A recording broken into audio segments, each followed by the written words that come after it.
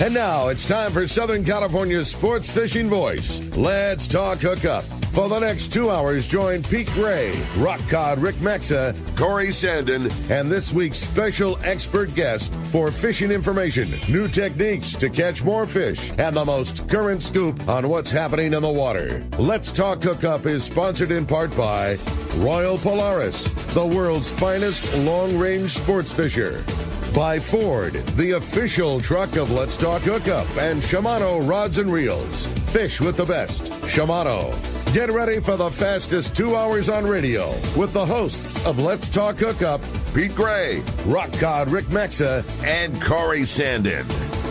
Good morning, anglers, and welcome to Let's Talk Hookup. Man, do we have a great show for you today. Captains Mark Pisano and Paul Strasser from the Independents, and damn near everything else that has to do with fishing. I mean, we're talking landings and bait companies and fishing and local and inshore and offshore. It's going to be such a great show. Love having Mark and Paul here. It's going to be a great one. You stay tuned. You're listening to Southern California's sport fishing voice. This is Let's Talk Hookup on the Let's Talk Hookup app and the mightier 1090 ESPN radio.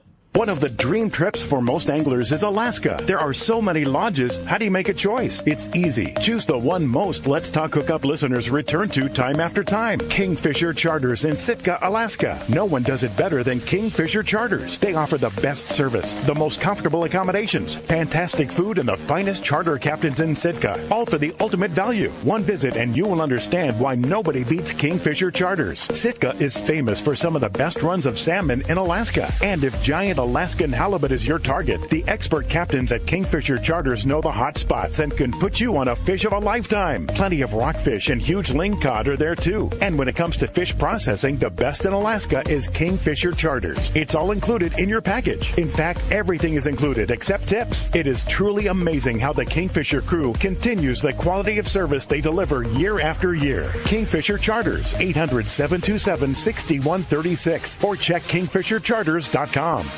When it comes to fishing rods for saltwater, there's just one name you need to know: CalStar. Take, for example, the Graphiter series. It's a true graphite and fiberglass composite rod, the finest it's ever been built. And for anglers seeking traditional performance, durability, and quality at an affordable price, the CalStar West Coast series of rods and blanks are the ones for you. Their master craftsmen bring decades of rod building experience to every rod they make. So if you want your fishing rods to be truly state-of-the-art, I always recommend CalStar at fine tackle stores everywhere.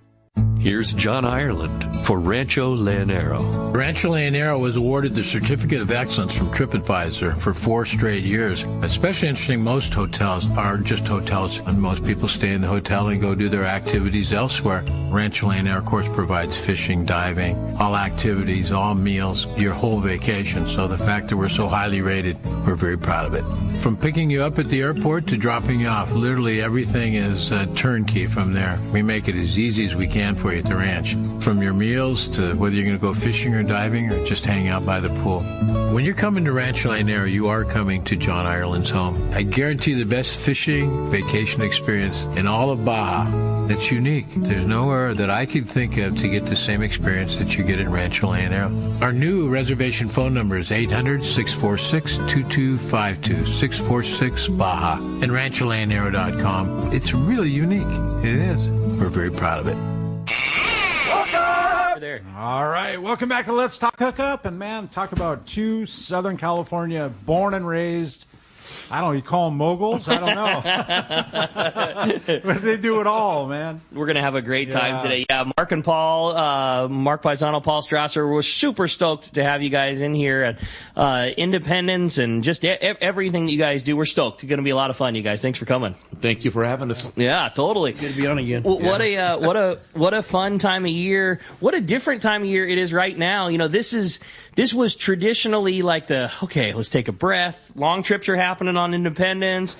Landing is a little bit slower, and all kinds of time to get to do your maintenance. But now with the fishing season the way that it is, things starting so much earlier, and we were used to going to Fred Hall show and then not being busy until June, and man, it's like April and March. You better be ready to run. So it's pushing a lot of maintenance a lot earlier, and you guys got a lot to take care of, I'm sure. Yeah, we got a lot of maintenance, obviously, with the big boat, but we also have the bait barge situation. Mm-hmm. We got to get going because now the bluefin is sticking around, so we're going to need live bait, even though we do have rockfish closure all the way through the month of March. Sure.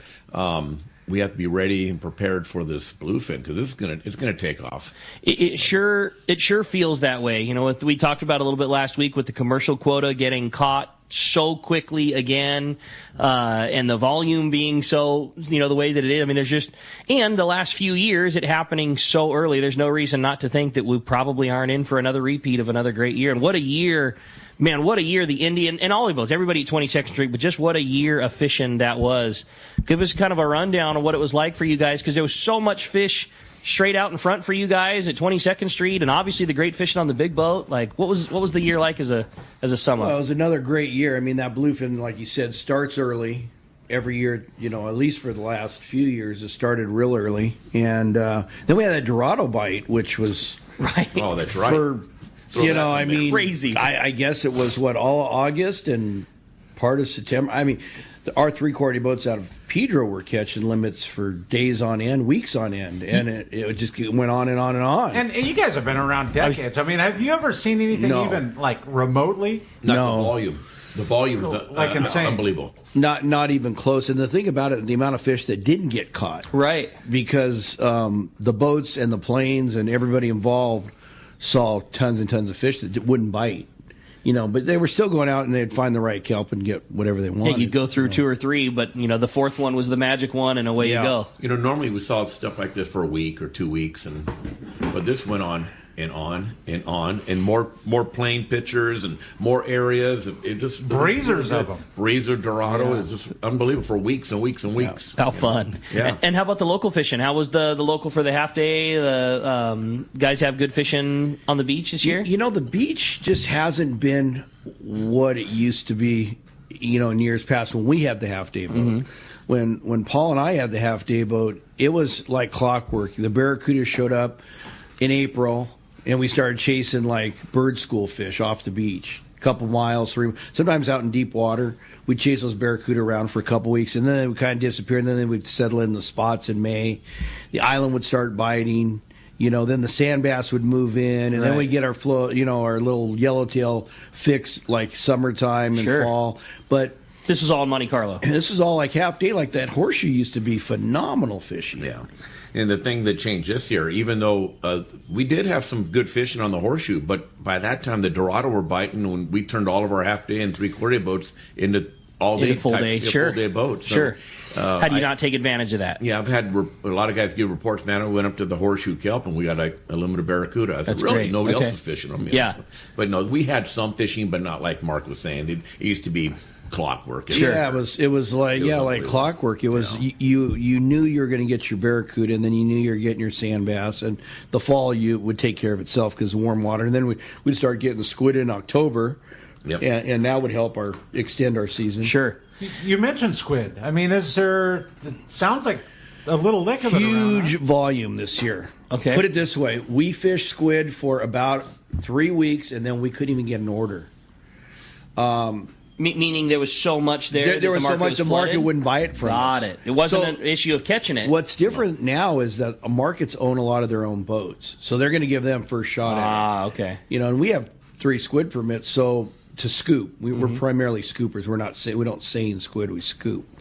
But explain that real fast. So you light up a big school, it's floating underneath you. You don't wrap a net and draw it closed. It's literally like hand scooping in a bigger version.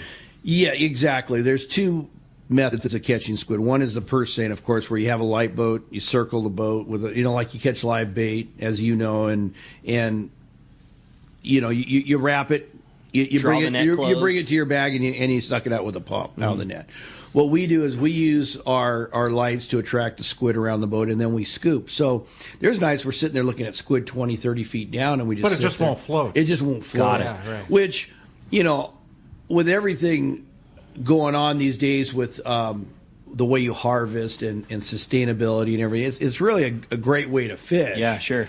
It's not very effective, as far as comparing it to purse seine. But it's very clean. It's very clean. It's very clean. There's no bycatch. Yeah, sure. You get exactly what you want, and when you can be done when you want, you can keep getting. No bottom contact. Yeah, totally. So it's a good way to harvest squid. But, over the years, I don't really see purse seine as being a negative way to harvest because it really isn't. I mean, it's clean because for one thing you're fishing that same little spot, right? So you're not. It's not like you're setting your net in all these different areas. You're sitting in one little spot. Usually a light boat is going to sit on a nest for a while, and it always changes. Of course. I'm not saying that always is the case, but so and it's pretty clean fishery overall.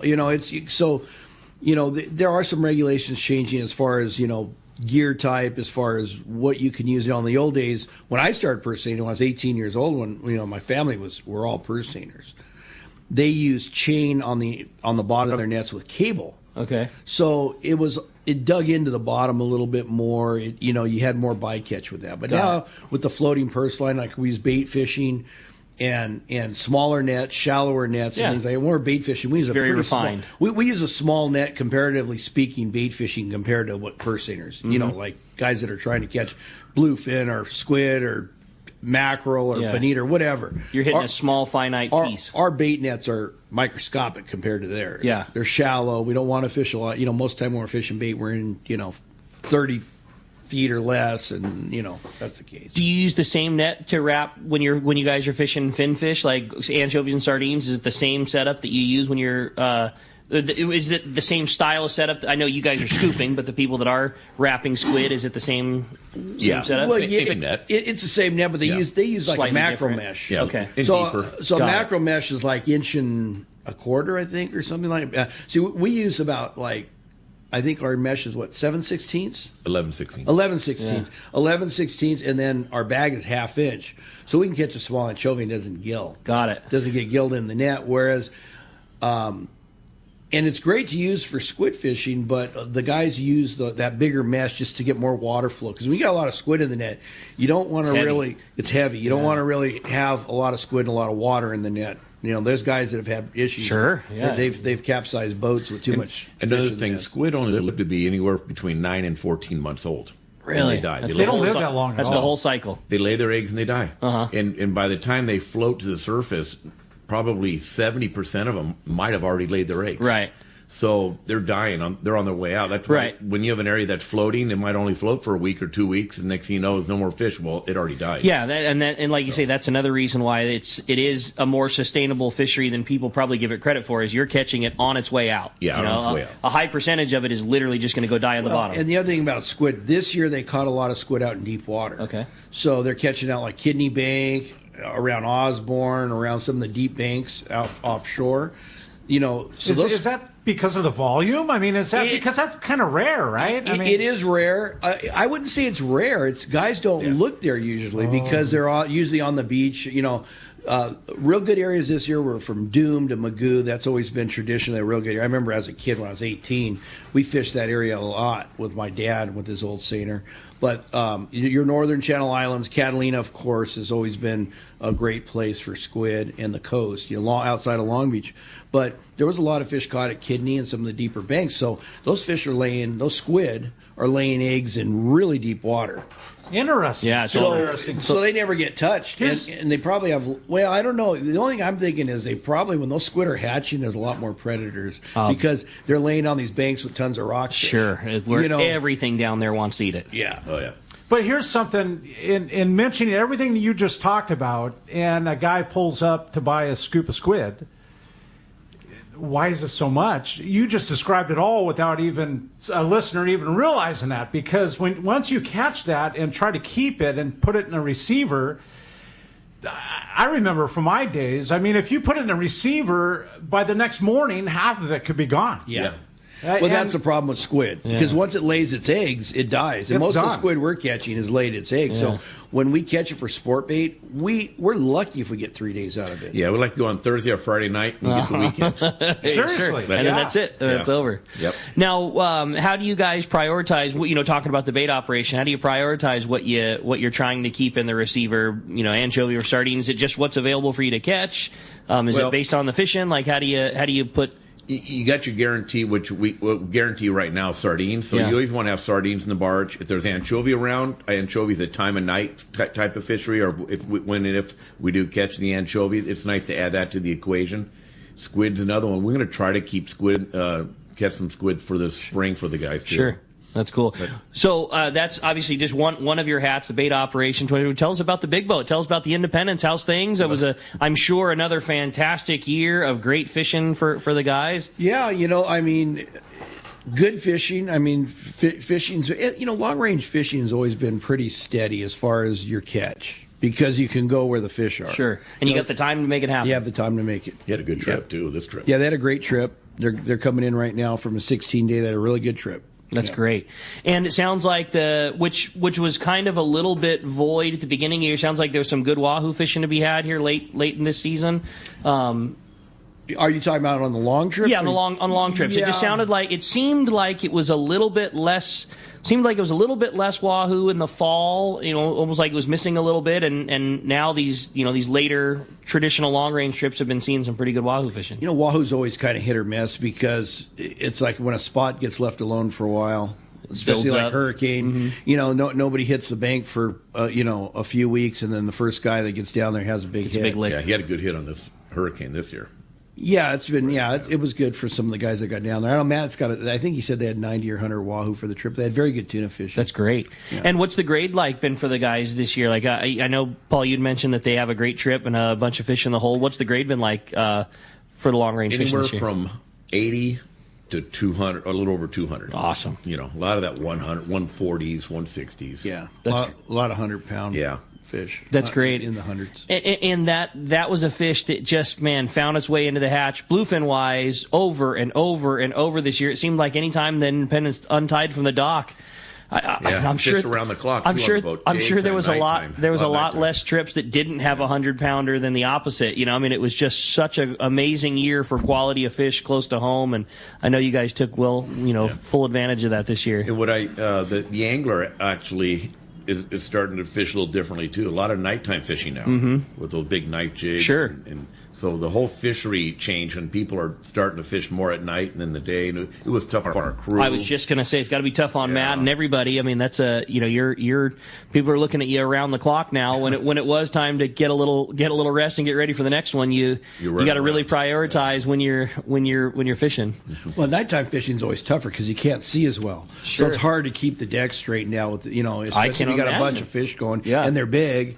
It's just a tougher animal to deal with when it's at night. Sounds like a good problem to have, though, right? Yeah, there's no doubt. As long as the boat's full. Speaking of big bluefin and nighttime, I was really surprised at the beginning of the show. You were saying there are a couple of 3-day trips that you guys have that have some space on them, which, Indy, we're so used to seeing long trips, a lot of 5s and 7s, but I know that you sprinkled some of those 3 days in there just for that reason, taking advantage of this crazy good big tuna fishing we've had so close to home. Yeah, we sprinkled a lot of 3-dayers this year. That's awesome. I think that was a great move. And just by going on our site, throwing on look at the schedule, you'll see every trip and how many spots are open. So that's a good thing. And there's quite a few trips, little 3-dayers, a few 10s and 7s, and just mix match of things. We were talking about before the show. Mark said the same thing, that this is a good opportunity to try and snatch one up, because as soon as the shows all happen, Bart Hall shows, PCS shows, all those things, a lot of those spots get gobbled up from those shows. So if you're trying to plan your time around and wanting to go on a very big boat that holds a lot of bait, that is extremely comfortable to ride on, and you don't, like I said, you guys don't usually do a lot of 3 days. So a really cool chance to get to go fishing before all those spots get gobbled up, because undoubtedly they will. And then if this is successful, they'll probably do what most of your trips do, a lot of re-ride, and it's just a good opportunity to get in on a schedule change. Yep, get in on the trip.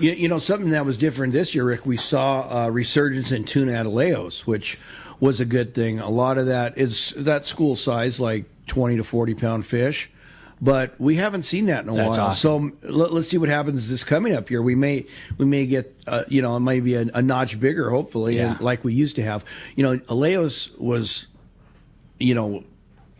probably the go-to place for always, for sure, 40 to 80-pound tuna, yellowtail walleye. You could drop the anchor. I can't tell you think of how many trips you drop the anchor and you sit there and you're catching tuna, yellowtail wahoo, and you don't even move. You sit on the anchor and it's anchor fishing. Such a cool destination because it's a long way from everything. So cool looking, seeing those big stones sticking out of the water. And then, like you say, shots at trophy, shots at variety, and anywhere. You could fly line a bait and catch a tuna, yellowtail, a wahoo. You could drop a bait to the bottom and catch a big yellowtail or whatever kind of cool miscellaneous big bottom fish groupers and all the stuff you even have at home, big whitefish and sheephead. Like, that's a really cool spot to get to go fishing. Oh, yeah. What's the ideal length of trip if you were going to take advantage of Vallejo's? 7 or 8 days. Okay. Yeah. Because it takes a couple days to get there. Yeah, it takes about 40 hours roughly.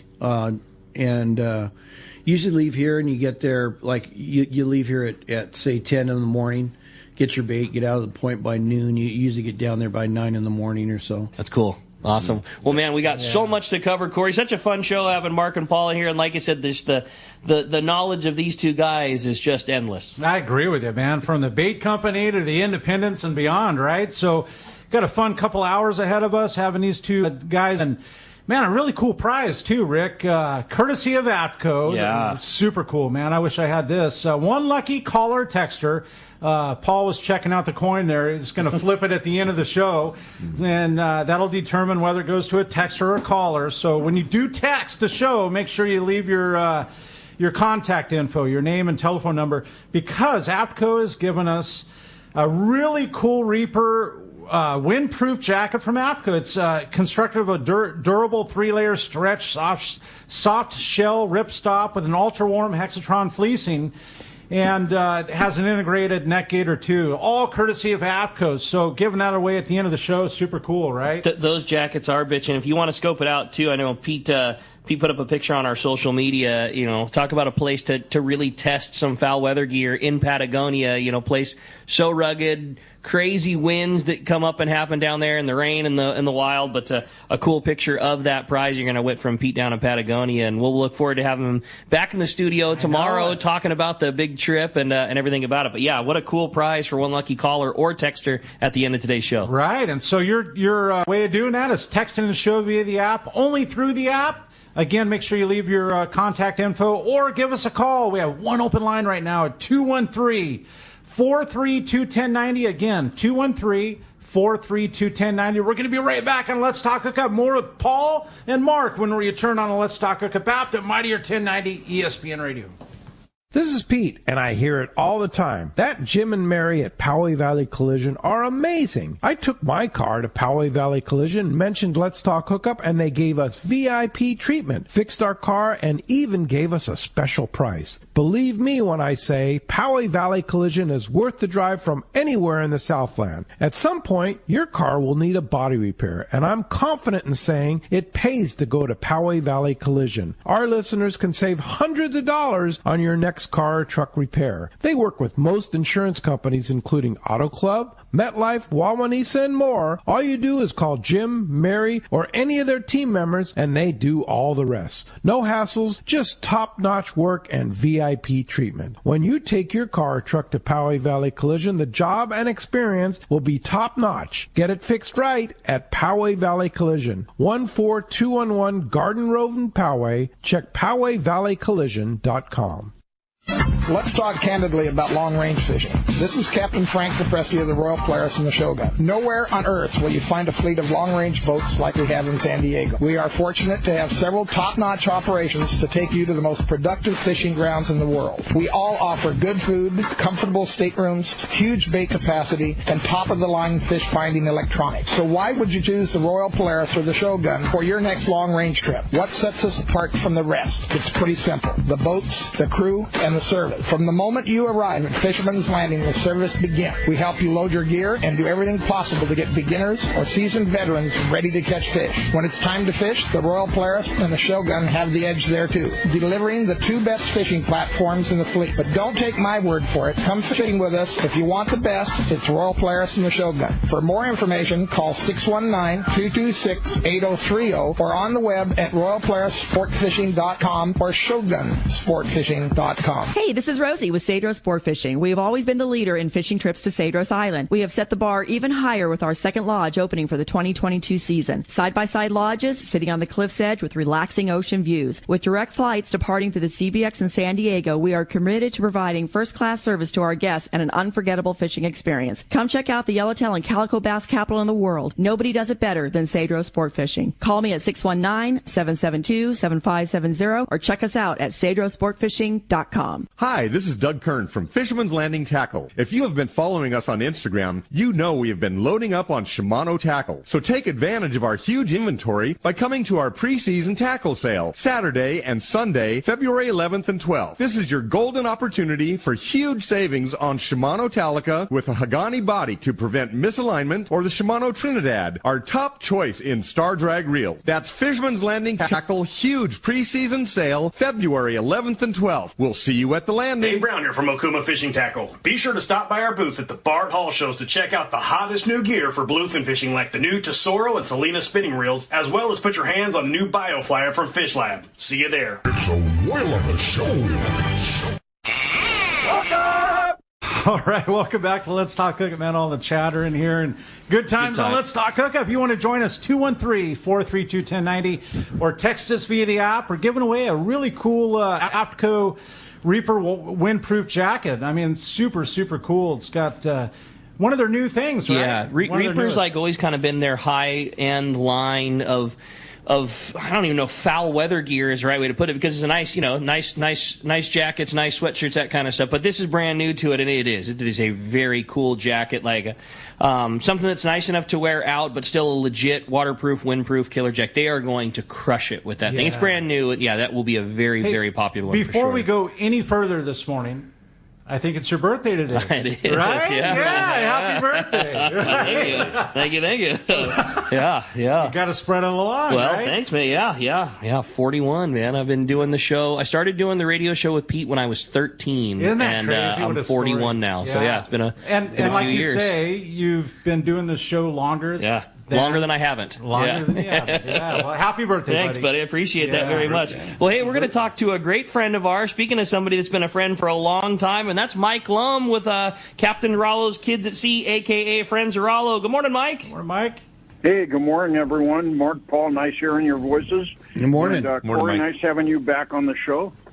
Thank you. I don't want to interrupt what you guys are doing because it sounds fantastic, but I wanted to let everybody know this morning that this is the time of year when we do a number of promotions to sell our annual raffle tickets. That's how we raise money for Captain Rollo Kids at Sea, and it's how we get as many kids out on the boat for the first ocean fishing trip as we do. And so we've got a very special promotion. This is cool. Our annual raffle tickets have been selling now for a few months, but we really haven't done much to focus on them. But thanks to the folks over at Batson, they came up with a wonderful idea. They gave us 8 ultra custom rods. They provided everything, the rods, the blanks, the components. They built the rods. And the collection of rods that they gave us to do this promotion is amazing. And I'll say before we go any further on this, they are all viewable in detail with model numbers and complete photographs at rollokids.org. If you go there, you'll see on the home page, click on the little orange bar. It'll take you to the details, and they are fantastic. I think so what we're doing. I was say, I think your description of ultra custom was perfect. It was such a cool thing. Batson is a really cool industry company that sells rod building components, and virtually every rod you buy from every manufacturer probably buys part of their parts from Bill Batson, and they have such a team of builders who built I really encourage you to go on and check that website, Mike. They're like works of art. Yeah, they really are, and like even if you end up not participating in this, you ought to take a look and understand what the Batson components can, when they're all put together, what they can look like. And these rods are fantastic. So they were nice enough to give us 8 of these custom built rods. And so what we're doing to promote our annual raffle is we're offering books of raffle tickets. Now, a book of raffle tickets is $25. They sell for $10 per ticket, so that's $250 for a book. We have reduced that to $200, so you're getting 5 free raffle tickets. And for every book that you buy, you'll get 1 entry into the Batson special drawing, which will take place the moment we sell 100 books. That's all we're selling. We're not going to let this go on past that. If you buy a book of tickets, you will be one of 100 people entered, and then we will draw 6 winners, and all 6 winners, in order of how they're drawn, will get to pick which rod they would like. And the 2 remaining rods that are not selected are going to be moved over to the Tuna Wars promotion in June. So every rod here is going to help us put more kids on the water. And it's very simple. You just call Tim Baker. His phone number is 909-23-9631. Read that one more time for us, Mike. We dipped out there. I'm sorry. It's 909-223-9631. Or you can send him an email at tim@rollowkids.org, and he will get back to you. Due to California state law, we have to sell these tickets over the phone or in person. We cannot sell them online. So you can send him an email. Please give him your name and phone number, because if you don't give him your phone number, he can't email you back and sell you a ticket. He has to do it by phone. And as you can imagine, he's going to be very busy this morning and tomorrow selling these tickets. And I hope everybody will go to the website, rollowkids.org, check out this promotion, take a look at the annual raffle prizes we're giving away. That's really special. We've got trips from Katmai Lodge. We've got trips from the Polaris Supreme. We've got Adventures in Camping giving us a trip again this year, and Ricky, you know all about that. We got a Shogun trip on there. We got a spot on the upcoming Tuna Wars, which is going to be a hard spot to get, because we're going to be completely sold out. This year we're going to have 3 boats, and they're going to all be full. So the list of prizes is quite long. You'll see that at the same place that you look at the rods at rollowkids.org. General raffle tickets are $10. If you don't want to buy a book of tickets, we would still love to have you call and buy a ticket or 2 for the general raffle. But I think once you look at these rods and you realize that you're going to be one of 100 that have a shot at these 6 rods, I think you'll change your mind. And so I encourage everybody to do that. Rick, can't thank you guys enough for letting us barge in here and tell people about this. And we're looking forward to a wonderful promotion. We want to get as many kids as we can out on their first ocean fishing trip. Well, it's our pleasure, and again, I highly encourage you to either jump on the Rollo Kids, all the social media sites have it, but really where you see it best is at rollowkids.org, because like you said, you can see every rod, and everything exists from inshore bass rods to big tuna rail rods, and all of like the team builders for Batson. They donated their time. Bill donated all the components. It's just everybody put a lot of work into making this a thing where there's no money kicked out, and all of the money raised is going to take kids fishing. An awesome job, Mike. A really cool promotion. One more time, give us the phone number for Tim if we want to buy a book of tickets to take advantage of all the big prizes and then also get entered into winning a beautiful custom rod. You just call Tim at 909-223-9631. I assure you that he is going to be very busy. So if you leave your message, what he needs from you is your name and telephone number clearly, so he can call you back. He'll call you back in the order that this comes in, and the email works very well, tim@rollowkids.org, and he'll be selling tickets for the next until they're gone. But he'll be very busy this weekend, so email is not a bad way to go. Just give him your name and phone number. He'll get back to you. That's awesome. I think this one's going to be tremendously successful. Maybe you guys can give us an update tomorrow. Let us know how many books we sold, and we'll tell everybody about it again. I will call back in the morning. I appreciate you guys. Thanks, Mike. We'll talk tomorrow. Appreciate that very much. Well, Corey, the phone lines are absolutely packed solid. Everybody wants to talk to Mark and Paul. Why don't we jump into it? Yeah, let's start it off with Ryan. Ryan calling from Irvine. Good morning. Appreciate you joining us on Let's Talk Hookup this morning, Ryan. Good morning, guys. And I just got to say, when Captain Paul and Mark started talking about how half-day trips used to be clockwork, man, that brings me back. I remember the good old days of going out. Yeah, I remember going out, filling up on calicos and sand bass, and then trying to weed out sand bass for a nice barracuda and all that stuff. Oh, man, that used to be good stuff. But my question for you guys is, there was a time period, I think it was between maybe, 2009 to 2010 or 11, where the sand bass locally just practically disappeared. And a lot of anglers were, a lot of rumors are coming come out from these anglers saying that, you know, you either kill them all or they either migrated out or they just moved out somewhere. And I wanted to hear what your guys' take on what happened to that sand bass back then, because that used to be like the main fishery for these half-day trips. Yeah, it's a great question. It is a great question. We got a lot of theories. How true they are, we don't know. Yeah, there's a lot of theories on it. I'm not sure. Cycles? I mean, think about barracuda, chovy cycles, and we're just kind of entering that again. Yeah, really, in my opinion, it's really hard to say. We've talked about it a lot. You know, he has theories, I have theories, but the migratory sand bass, the ones that would move up in the mud and spawn. And by the thousands, by the hundreds of thousands, we don't see that anymore. We do see them on the spots, and they look like they're migratory fish. They're real clean. You can tell migratory fish are real clean. They're usually a little lighter in color. Their bellies are really white. They're usually, they're usually squirting when you catch them. But at the end of the day, what I noticed the last few years before this happened was the fish would move in, and on the sonar I'd mark them in big schools. Okay. All right. Where in the past years they would come in and I wouldn't find that big red school. I would find a lot of scattered fish. So you get in an area, a lot of fish around, you anchor the boat, and as time goes on, they build up on you. In the last few years, you'd have to actually find the huge school. You get on it, they bite like hell for a half hour, and then they move off. Well, that tells me the fish aren't not settling down on the bottom to lay their eggs for some reason, you know. Interesting. That's super interesting. Like I say, the last 2-3 years, even the last couple of years when they did move in for a little bit, they know, it'll get on a huge spot, but you wouldn't find the scattered fish throughout the area.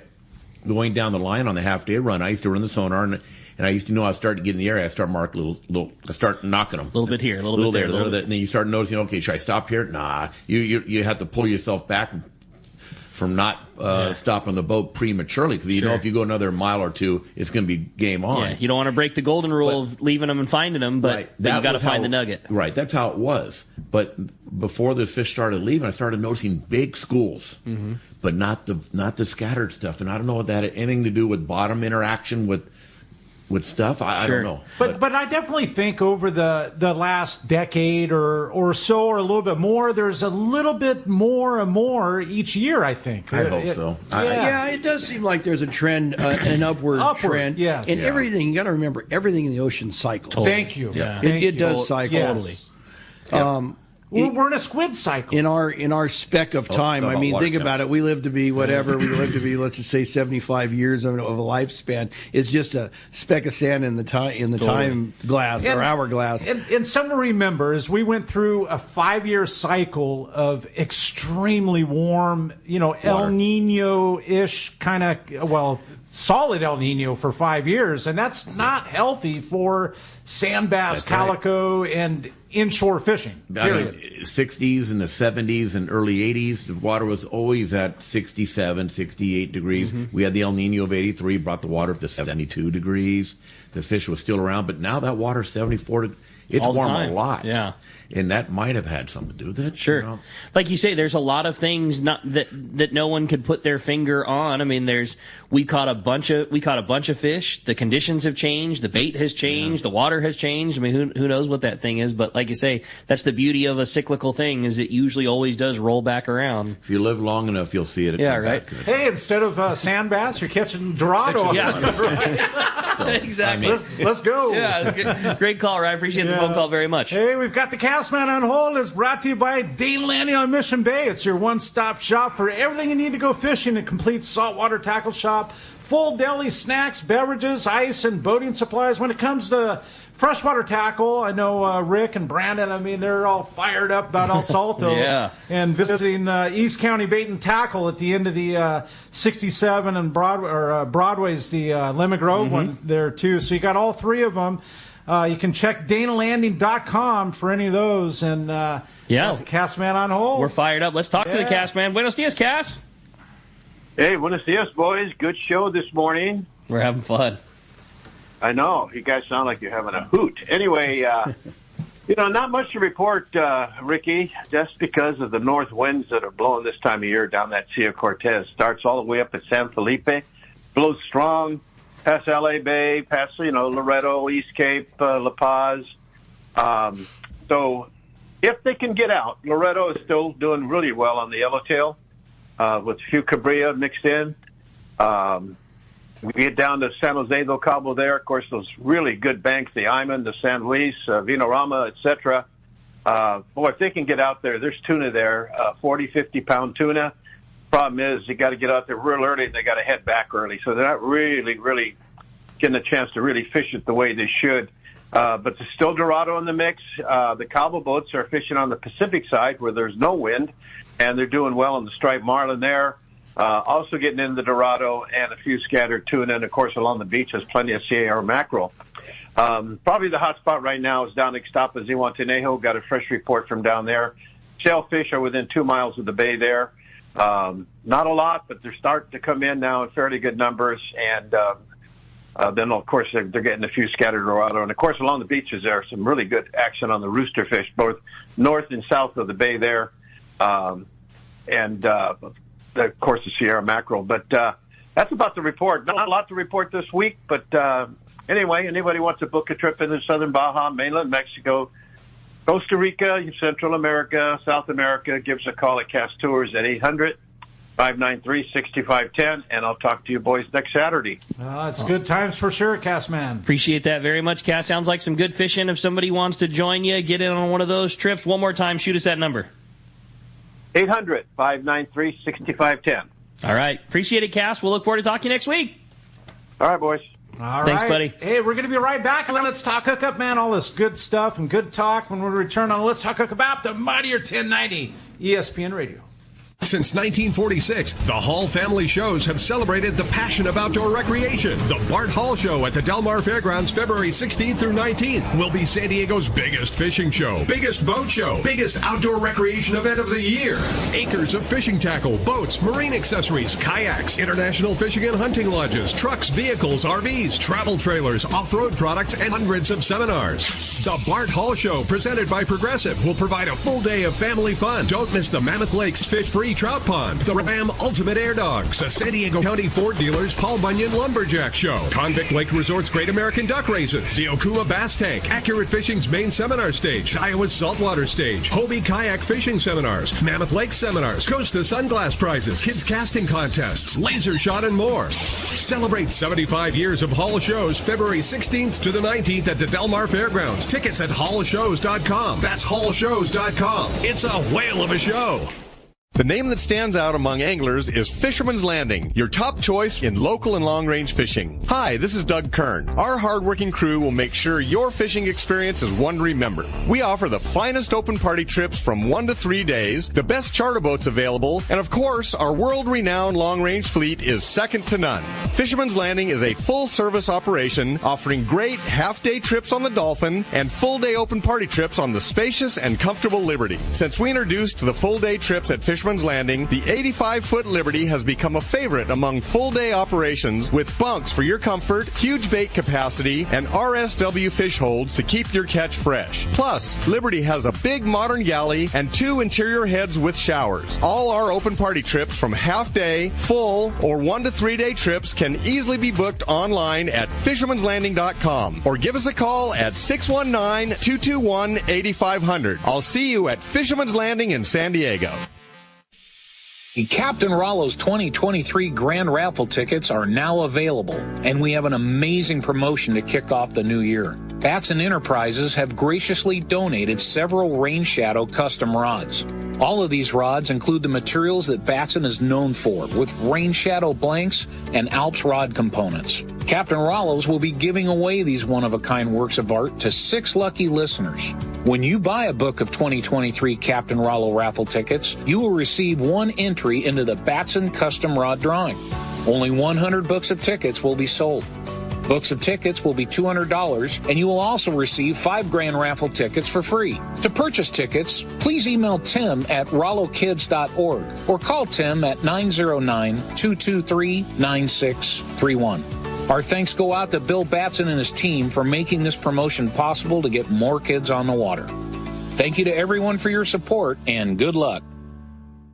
This is Captain Tim Ekstrom from the long-range vessel Royal Star. With my partners Randy Toussaint and Brian Sims, we have set the bar for the long-range fishing experience. Spring 8-day, summer 5-day, or fly-down, fly-back 11-day winter trip, we deliver the highest quality long-range voyage you will find. From our premium RSW fish storage to our top-of-the-line chefs and crew, Royal Star distinguishes itself from all others. Want to grab a spot on the Royal Star? Check us out at RoyalStarSportFishing.com or call Tracy at 619-224-4764. The lighter the bite and the cleaner the water means one thing. Need a thinner leader, more natural presentations. That's where Seaguar Gold Label leader material shines. It's Seaguar's thinnest leader material yet. That means it's even less visible underwater and creates more natural presentations for better catch rates on leader-shy fish. With exceptional knot and tinsel strength, this advanced leader material is now available from 2-pound test for fishing trout in the Sierra to 80-pound test for big yellowfin in Guadalupe. Get Seaguar Gold Label at your favorite tackle dealer or learn more at Seaguar.com. All right, welcome back to Let's Talk Hookup, Rick. We're having such a great time, and lines are full, but I'll give you the telephone numbers. 213, right, exactly. 213-432-1090 when somebody drops off, or text us via the app. And the only way to do that, and at the end of the show, AFTCO has given us a really cool Reaper windproof jacket, constructed of a durable 3-layer stretch, soft shell, rip stop. I mean, it goes on and on here, right? Yeah. Ultra warm Hexatron fleecing and just an integrated neck gaiter, the whole thing. So one lucky texter or caller's getting that at the end of the show. You got it, man. Phones are dead to absolute packed. We've probably got 70 texts standing by, but we're going to be taking your phone calls and texts right now. I had a great text come through. It says, good morning, boys. Growing up in the South Bay, I've done most of my fishing out of San Pedro. One of the boats that I fished the most was the Sport King with Jim Peterson and now with Bruce Root. My question is, do you guys have a good Jim Peterson story or memory from the early days on the Sport King? That's from John and Carson. John, we have so many. We'd be here till sundown. Yeah, we both worked for Jimmy for years and years and years, like in high school. When me and Paul met in high school, we were working for Jimmy, and he was like our second dad. Yeah, I remember after I just got my driver's license, and he used to go, son, come on down, I'll let you take the boat to the field dock. Well, I was 17 years old. That's cool. So that was my big thing at 3 p.m, go down there and take the boat to the field dock and learn how to run it. And Mark, same thing. I remember he was teaching me how to dock a boat, and I'm like 15 or 16. I'm young, you know. And he goes, "Go ahead, kid, take it." And so I pull it out of the slip, and I'm shaking. I'm literally physically shaking. I mean, physically, sure. like I'm nervous. My knees are shaking, and he goes, just ease in there. He goes, just remember, if you're not going too fast, you can't F anything up. And I remember him always saying, just go slow and easy till you get it down. And I remember bumping it in there. He goes, well, you can go faster down. And I finally, but just him teaching us. And he was funny. Was that where both of you guys started your career? And that was the Sport King? That was the Sport King. That's cool. Yeah, and Bruce, at the time, who now owns the boat and worked for Jimmy forever, at the time he worked. Who did he work for? Bruce worked for Sears and Roebuck. Yeah, Sears. And he used to fish on the boat. Yeah, he used to. He was like regular passenger. He was a regular guy on the boat, and he would sit on the upper deck smoking his cigarettes like he likes to do with a cocktail, and he wouldn't fish until there's yellows in the chum line. He'd run down the ladder and throw bait. He's a hell of a fisherman. That's awesome. I mean, he'd run down and hook fish. He was my first deckhand. That's crazy. Over the years, you guys have helped so many people establish their career in this business and done the same thing that clearly he did for you guys. That's got to give you a fun sense of pride of helping or watching a guy take the boat for the first time, or how many times has that now happened for you that you got to help somebody pull the boat away from the dock and all that kind of stuff? It's got to be a fun sense of pride for you at this point. A lot of these kids started on the half-day boats. Yeah. And then we learned them on the half-day boats, got them used to it. And then Mark was on the Islander. I was on the Monte Carlo. And I'd go, Mark, I got a good one for you. Yeah. This kid's good. He's going to be over and above this half-day stuff here by next year. So we would ship him down the San Diego. Yeah, right. It was like your farm system. Yeah, it was. I mean, Ronnie, I got his deckhand named Ronnie, the old-timer. And he was a great guy. And then we just got the Islander. And Mark goes, man, I'm down here in San Diego. I got no crew. I go, well, all right. Give him Ronnie. And Ronnie was on that boat till the day he died. Yeah. He died on the Independence. Yeah. I don't know if you remember. Of course I do. Yeah. Yeah. He had a heart attack on the boat one day. We got in off a 16-day trip, and it was the day after he was on the boat kicking back, and He went in the galley, put his head down, and passed away right on the boat. Wow. That's pretty. I mean, sad, but what a cool, what cool life lived at sea, And I didn't suffer. I mean, exactly. No, we'll all be so. We'd all be so lucky. People that go through an illness, whether cancer or whatever, of course. it just debilitates you to the point where because I watched my mom die of cancer. That was horrific. Yeah, he got to do what he loved till the day that he passed away. Yeah, exactly. Yeah, and that's how cool. we would Special. all like to go out, I think. Yep, no doubt about that. I agree with you. Well, phones are dead packed up. Let's jump into them, Corey. How about Mike? Mike calling from Torrance. Appreciate you joining us on Let's Talk Hookup this morning. What's up, Mike? Hey, good morning from Torrance, South Bay. You guys know it well, Mark and Paul. Since we're doing the old time thing, I used to fish from the Isle of Redondo, but that's not why I called. Mark and Paul, back when we used to buy bait on the Redondo fishing pier. Not next to it, on the pier. I remember. I fish the Independence a lot with Jeff, unique guy, and people out, the whole thing in sport fishing. What's your favorite boat? What's the best boat? For me, it's always the Independence, which means it's probably the best sport fishing boat in the world for size and comfort. And I'm a big guy. Rail space makes a difference, but, I often tell people don't go on Independence. It'll ruin you for the other boats. That's not why I called either. You guys brought up a topic I'm really interested in, which is banks that people don't normally fish. I'm a geologist. I study the bathymetry.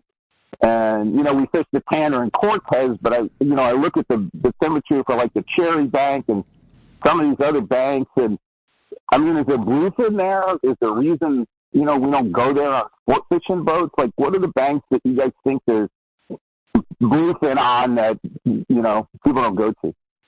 That's a great question. Yeah, no, it is a great question. And it's funny you mentioned Cherry because a couple years ago, I know Jeff, my partner on the Amigo and Freedom, he was fishing Tanner and Cortez for that bluefin. It kind of disappeared for a couple of days. And I said, hey, man, look at the water temp. It's good up on Cherry. I don't think anybody ever went up there, but there's no reason. Cherry comes up to about 45 fathom, maybe a tad shallower. I think you might be able to find some 40 fathom on top of that bank. But I know my dad used to catch bluefin around it. Sure. Back in the day when they fished bluefin in purse seining, Is it just distance makes it more difficult, or it's just not what you do? Like, no, it's further. Not broke, don't fix it. 20 miles north or above, like Tanner. Okay. So it's not far. Yeah. And we used to go rock cod. It used to be the place to go rock cod fishing. It comes up to 50 fathom. The thing is, the bluefin are eating this rockfish. So anywhere there's rockfish, you can find bluefin, I believe. Or, growing up down here, it just, we never went there, but I've always heard about that back in the day of big cowcod scores. I always hear people talking about big cowcods on cherry banks and things like that. We used to commercial fish it, like when things slowed down in December, January, we would fish cherry with just a crew, and we would primarily target reds and cows and stuff, and there's a lot. That bank between 90 and 125 is phenomenal fishing for reds and cows. There's more cows now than ever. When we're commercial rock cod fishing, we really, we got cows. Well, usually got cows on ledges where you didn't really fish much. Okay. Where the big cows came from, but for the most part, it was reds that we were after because they got a better price. But I think what's interesting about cows is we would target them in deep water. You'd never catch them in 50 fathoms. No. Now you catch them incidentally in shallow. So what that means, obviously, it worked. Is they're coming back, and we know that from the surveys. They're coming back. There's probably, if you fish deep water, it'd probably be full speed. That's cool. You guys have done so much fun stuff in your careers, from half day to long range debate. Is there one that gets you more fired up than another? Do you love driving the bait boat? Do you love going on a long range trip? Do you just love back to basics and half day fishing? Like, what is it, if you could, what is it? I know that you guys do all of them and you do it all successful. What's your favorite? Well, the big three for me: fish and bait, if I don't have no problems. Okay. Like snagging nets. Yeah. That's fun. Sounds like a nightmare. I like rock cod fishing deep water with 35 hooks. And I like catching calico bass on 8-pound test. Now we're talking. Man. Well, the 8-pound test we can leave at home. But calico bass sounds like because fun. It's a challenge. Yeah. Fishing a half day boat with a light line was fun. Everything's so different. I mean, what's fun about our job or how our business is structured now, we do a little bit of everything. Sure, yeah. Somebody needs a break and you'll fill in. You drive a half day boat, you drive a bait boat, you whatever. Yeah. enjoy hopping on the boat, sport fishing, enjoy bait fishing. That's cool. I know. I'd be running the half-day boat. This was back when we first got the Independent. I'd be on the half-day boat. All of a sudden, something happened. I ran a 16-day hurricane. Yeah, the next day. That's pretty cool. Crazy. And then you get home, and the guy goes, "Hey, we're out of bait at the barge, and such is sick, so you need to run the boat tonight or tomorrow night or That's whatever." Cool. Oh, my God. Hey, another fun text came through from John. This is John in Rancho San Diego. What a great show. Mark and Paul, you guys have done so much and seen a lot of cycles yourself. What do you guys feel about the possible return of albacore? What's it going to take? There's been a lot of rain and cold weather this year. Will this be it? I hope so. We're fishermen. Live in hope and we die in despair. But, you know, what I've seen, those albacore have slid south a little bit. And this would probably be a better question for the guys that, there's a lot of albacore fishermen here in San Diego go up and fish it up on the border in Washington, Oregon and stuff. But it sounds like that stuff has slid a little further south the last few years. So there is a possibility it could slide further south. We're hoping. And what was weird about the albacore, even during in the good days, we always had two species. We had a northern and a southern. Mm-hmm. Where's the southern? Yeah, right. And there were times. I'm sorry, Paul, but there were times where it would just show up in the fall. Right. Like you would have your traditional yellowfin kind of year, and then. Yeah, I think a lot of this attributes to the water temperature. Because back in the 50s and 60s, when the guys commercial fished, the fish used to come in through Guadalupe and then come up. Yeah. Where the water was cool, though, too. And, again, we talk about cycles and all of the things, and, it's not like the albacore fishery isn't healthy. I mean, the stocks are great. Those guys had a great year again this year. Sounds like a little bit of a different year with really good numbers of fish, but it was a lot of scattered, a lot of jig striking and things like that. Not as much of the big mega schools balled up for the bait fishing, but it was really healthy and lots of fish around. It's not like there's none around. Those guys are crushing it. It's just up the beach from us now. Once again, get the world map. Yeah. See where we're at. See where they're at, and you can see we're just a little post camp. That's a Not great even call. a post camp. We're just an eighth of an inch square that we're asking for the fish to come into. Totally. And they might say, in 4 years from now, we might think about coming in that area. Yeah. We had it so good for so many years, and now the fish has moved to a different area. Yeah, you think about ocean migrations, and I mean, if they're a degree, if it's a degree off over an entire span of the ocean, it becomes a different state. 200 miles is nothing for a fish. Nothing. And if we're talking cycles, and can you complain about the cycle we've been in the last 7 or 8 years? No complaints. Yeah, absolutely not. Yeah, no doubt. Let's jump back into the phones, Corey. Let's do it. How about John? John called from Escondido. Good morning. Welcome to Let's Talk Hookup. What's up, John? Hey, good morning, gentlemen. Question for Ricky and then you guys. My question for Ricky is, hey, last year we went to that swap meet that was over there at Seaforth for, I don't remember if it was for CCA or it was for Kids of Rollo. Are they going to do that again this year, or have they already done it? And then my question for your guest is, do they ever go up Northern California to chase the albacore and stuff up there instead of going south? I never had to, so I didn't know. But there are boats that do go north. Commercial fleet that fish north. Yeah, and in terms of the swap meet, that's a fundraiser for Friends of Rollo, and basically Rollo takes a bunch of donations of used gear throughout the year, and there's several drop-off locations. Fisherman's Landing happens to be one of them. Dana Landing, I know a lot of other great spots, but it's literally just hey, I got extra gear. I got new gear. I'm going to donate my old Trinidads, my old 4.0s, whatever it might be. I cleaned out the garage. This is the stuff I don't need anymore. You can drop it off, get a tax-deductible donation receipt for it, and then they hold all of that gear, and then the sale is held once the amount of gear becomes appropriate for it. So it's not a set date. The last couple have been at C4 Sport Fishing in the parking lot area there. I'm sure it will. I know that it will happen again because that's exactly what they do. So I would say stand by. Maybe when Mike gives us an update tomorrow on this Friends of Rollo custom rod promotion, we can get an idea if they have a timeline in their mind. But yeah, definitely will happen again, and a fun promotion with all that killer used gear. Yeah, you can't complain about that, No right, doubt. Rick? Exactly. Hey, we're going to be right back. More from Mark and Paul. I'm going to combine it together, right? Exactly. When we return on Let's Talk About, the Mighty 1090 ESPN Radio. In America, the future belongs to everyone. So we engineered the truck of the future for everyone. Ford F-150. Available with a Pro Power onboard generator and a variety of cab configurations for whatever you need to haul. Because the truck of the future isn't created for just a few. It's for America. Ford F-150. Drive one today. Come in now for a huge selection of vehicles like the 2022 Ford F-150 for 1.9% APR for 60 months. Only at your San Diego County Ford dealers. Not all buyers will qualify for Ford credit financing. 1.9% APR financing for 60 months at $17.48 per month, per thousand financed, regardless of down payment. Residency restrictions apply. For all offers, take new retail delivery from an authorized Ford dealer stock by 4/3/2023. See dealer for qualifications and complete details. It's coming soon. The most exciting sports show of the year. The all-new, bigger, and better 13th Annual Pacific Coast Sport Fishing Tackle Boat and Travel Show. March 2nd to the 5th at the OC Fair and Event Center in Costa Mesa. Check out hundreds of sport fishing exhibitors, manufacturers, tackle dealers, fishing boats, and fishing resorts taking up all 7 buildings of the fairgrounds. 217,000 square feet. Plus seminars and a free kids trout pond. This year, the PCS show has added fresh water to cover bass and trout. Learn from some of the top names in the sport fishing industry, from catching giant bluefin, swordfish, calico bass, and more.